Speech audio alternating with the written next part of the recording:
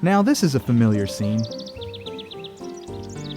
The sun's heat causes water from plants, lakes, and oceans to turn from a liquid to a vapor. High in the atmosphere, the water vapor then cools down and condenses from a gas back into a liquid.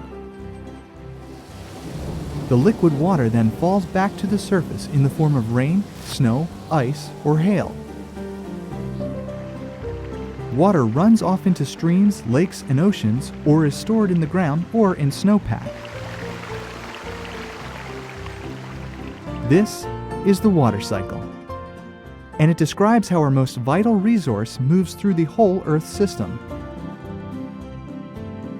But like most things in our world, when we look at the tiny parts that make up the whole, we can learn a lot more about the phenomena. Take the shape of a single raindrop. Small droplets of water in the atmosphere are spherical in shape due to the surface tension or skin of the water molecules. As these droplets grow, they become heavier and start to fall through the air. As they fall, the raindrop collides with other drops and continues to get bigger. These larger raindrops fall through the air faster. The wind resistance on the underside of the drop causes the bottom of the drop to flatten, resulting in the drop looking like a hamburger bun.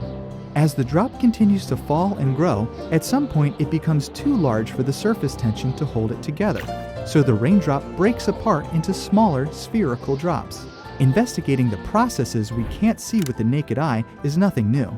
Science and technology drive each other forward and often lead to insights and discoveries along the way. With the invention of high-speed photography, we finally saw the most basic elements of our watery planet in action.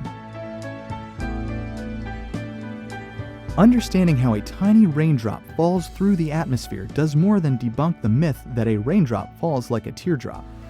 It actually makes a difference when it comes to measuring precipitation. In particular, for ground radars. Ground radars look at the sides of the raindrops and then estimate the vertical and horizontal size. A heavier, flatter drop allows radars to identify heavier precipitation.